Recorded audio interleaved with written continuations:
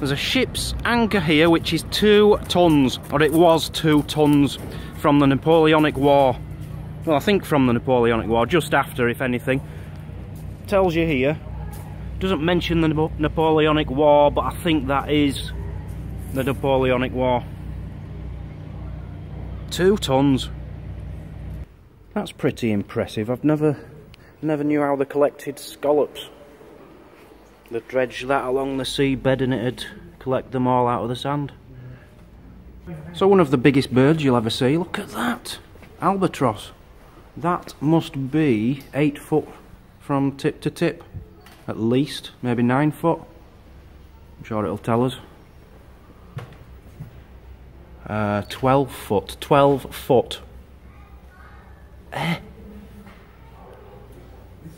12 foot long. 12 foot long. Now, as you know, I've got 3 fascinations in life. Jennifer Aniston, mermaids, and I've never told you my third. Seahorses. I'm fascinated with seahorses, and I've always wanted my own aquarium of them. I didn't even know they were real until I was about 32 years old. Beautiful. And that's a conger heel, the biggest one ever caught. Caught in 1922, 7 foot 7 inches long. Not bad, not bad. And there they are catching it by the look of it. And there's the hook. So this is the Winkle King. Somebody made this hat for him out of Winkles and painted silver. And a jacket. And trousers. Very cool, and here is the man himself wearing it. Walter Slogger Hoad, known as the Winkle King. And here he is meeting the Queen Mother. Obviously a very, very well known man. So here is a ship called the ship Enterprise. You've got Winston Churchill there. This happened in what year? I couldn't tell you, sorry. But he's been presented with a golden Winkle by the president of the Winkle Club, of all things. But this ship, the Enterprise, was used on the D-Day landings, and here it is. They've got the actual ship, the Enterprise. And there you have the remains of a doodlebug, a V1 rocket found just 2 miles away from here in the sea.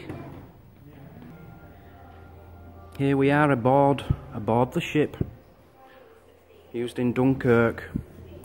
Amazing. Just think how many people must have been on board this, how many soldiers this must have saved that day.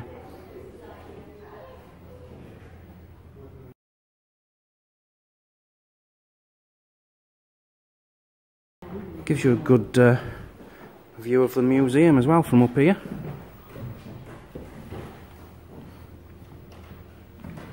Ooh! There's a fantastic photo for you, look. That's from 1919, and that's a German submarine. And it was actually being towed to a scrapyard during a gale, and the tow rope snapped. And it ended up landed on the beach right here. Look at all the people on the beach there. And eventually it was broken up on the beach, took it all to bits on the beach. And here you've got the Queen visiting this museum in 1997. So we've just been to the fish and chip shop over there. What did they ask us? Do you want it to eat in or to take out? Eat in or take out. Dan wanted to take out because apparently... No, whoa, let's go back a little step. Pay extra.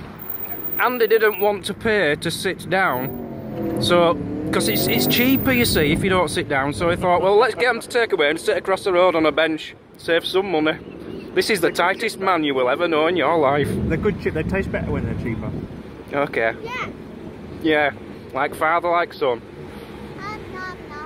So that was the Fisherman Museum. I hope you enjoyed that one on Digging the Coast 365. Thanks for watching. See you all later on Digging the Coast 365. Goodbye.